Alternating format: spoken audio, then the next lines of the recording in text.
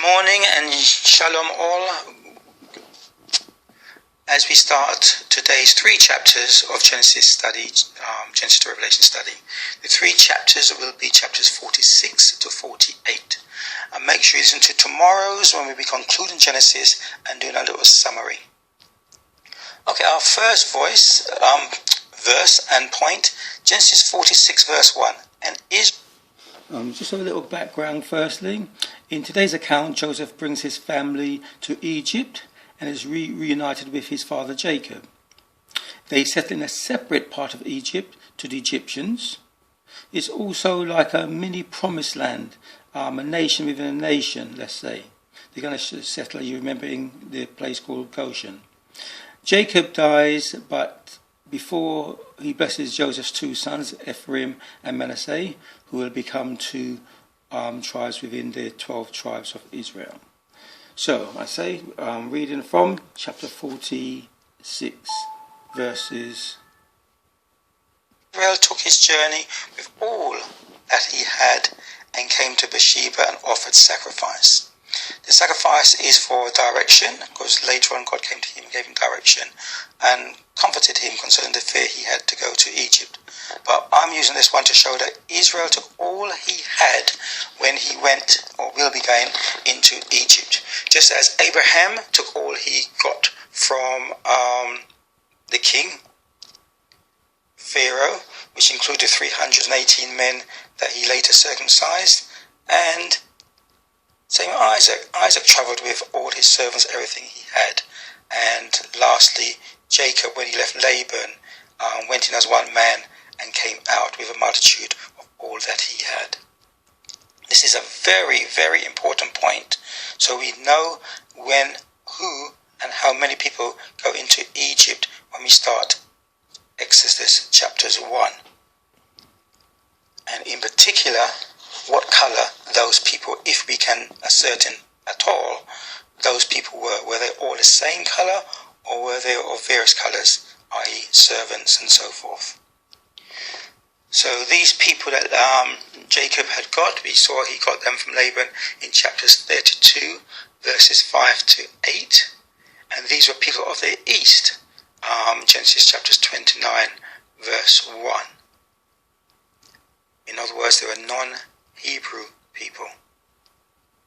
These people of the east who went into Egypt with Jacob will later become, or them and their offsprings, will later become Israel the nation, or part of Israel the nation, the congregation of Israel. Now again we see another example of the mixture of this congregation. In verse 10 it says, and the sons of Simeon, Jemiel and Jamin and Ohad and Jasin and Zahora and Shul, the son of a Canaanitish woman.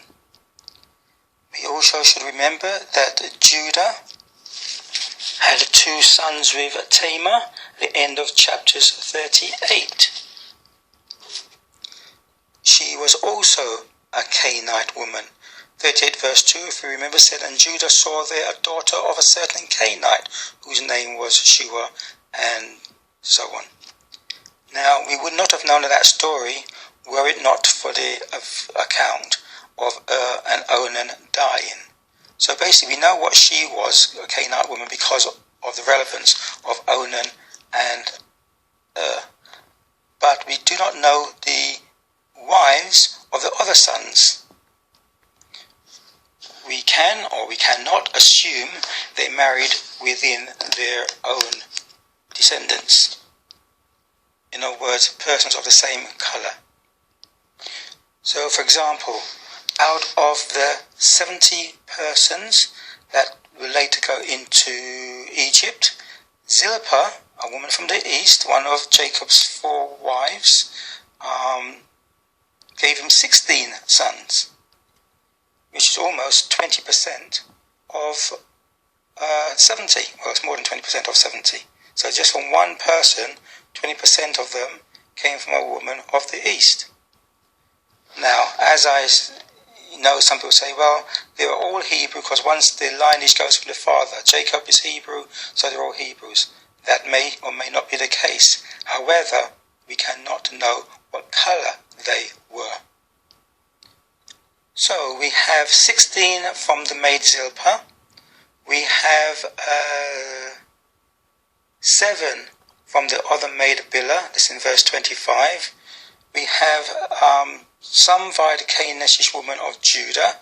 So in all, we have Judah's sons. We have Joseph's sons, Ephraim and Manasseh, born of the Egyptian woman. A mixed heritage of people will eventually become the nation of Israel. Okay, let's jump down to verse 27, which tells you about the people. 66 went in, which is 66, and that's chapters 46-26. I'll just read from verse 27. And the sons of Joseph, which were born him in Egypt, were 2 souls. All the souls of the house of Jacob, which came into Egypt, were 70. So that is 70 people. As I said, these 70 plus their households, their servants, and so forth, is a true number that went into Egypt, which we are not told. We are only told about the 70 from his loins. Remember, Abraham had a ratio of at least 318 men to himself and Ishmael. Jacob, when he came back from Laban, had a ratio of just him and, say, some of the sons from Leah and Rachel, compared to a proportion from the other maids and the servants. He probably had more servants than he had children. Now, for a better breakdown of this composition, there is an article or study called Heirs of the Kingdom, Citizens of the Promise, or Who Are the Real Jews, on forwardtoyahweh.com. Another interesting article or study is one called We Should All Be Israeli, on the same site. Okay, just reading from verse 34. Joseph telling his father that you shall say, thy servants' trade have been about cattle from their youth, even until now, both we and also our fathers, that you may dwell in the land of Goshen. For every shepherd is an abomination unto the Egyptians. So this was said so that the Egyptians wouldn't want them to live or mix amongst them. So here's the separation, purpose of separation, which we shall see in chapters 47 verse 11. And bear this in mind, because in the New Testament, Yeshua our Messiah came as a shepherd to gather and redeem people back to God. Satan hates shepherds. He comes as a wolf, many times in sheep's clothing, to scatter and devour the sheep. 2 Chronicles chapters 11, 13 to 15. Okay, on to chapters 47, verses 1, 13 and 17. Makes a point. My father and my brethren and their flocks and their herds and all that they have are come out of the land of Canaan, and behold, they are in the land of Goshen.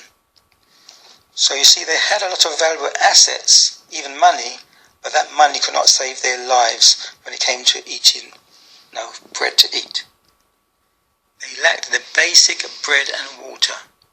Similar to those who live in the world today with riches, lack the basics, bread and water of eternal life. Yeshua the Messiah. He's the giver of that life. So the devil may give you riches like all the kingdoms of the world, but those kingdoms cannot save. Yeshua gives us the best things, may not be the more shiny things. So even we see this in also 47:11. Joseph gives his family the best of the land.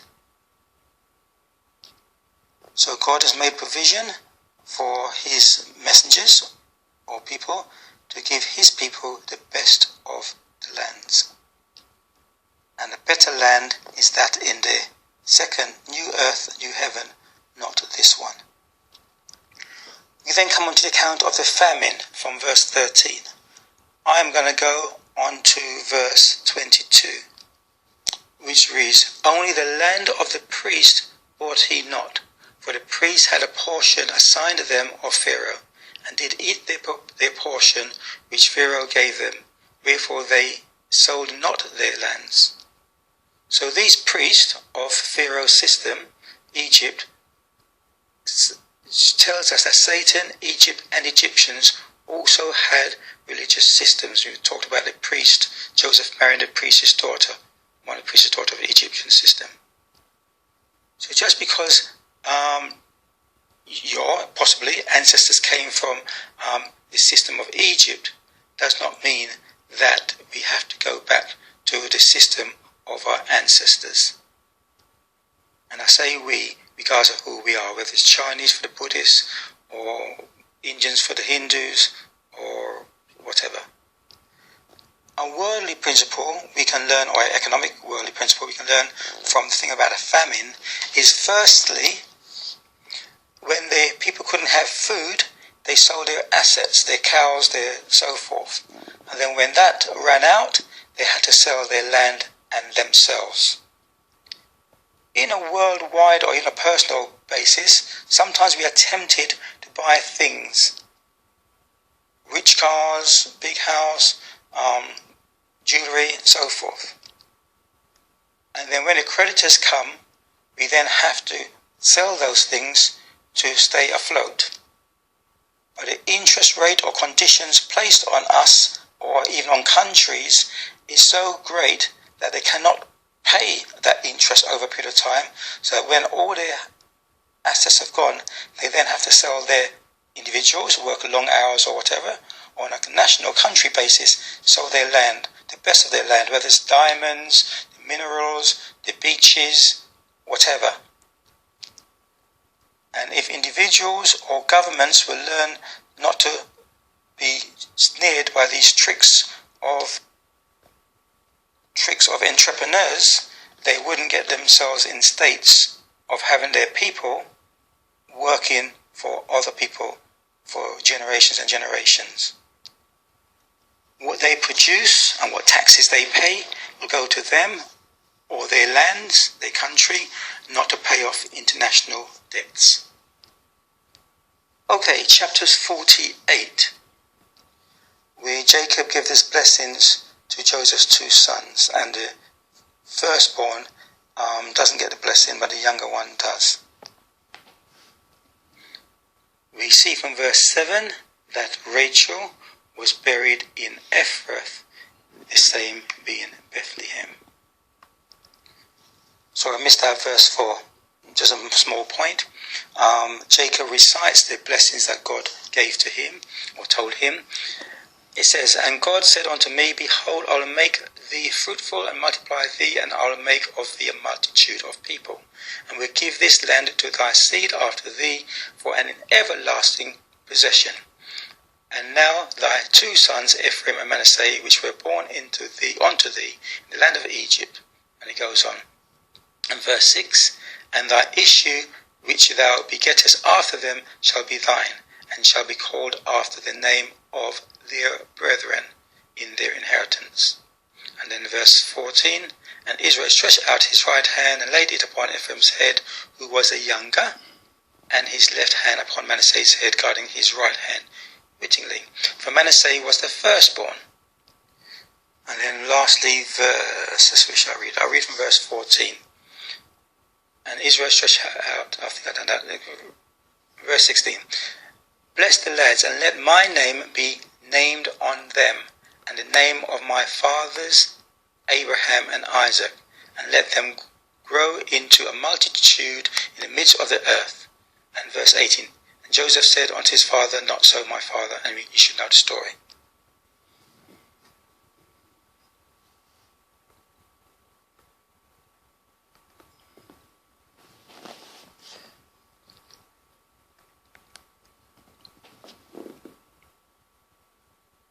We conclude Genesis tomorrow. Be sure to tune in, as it says.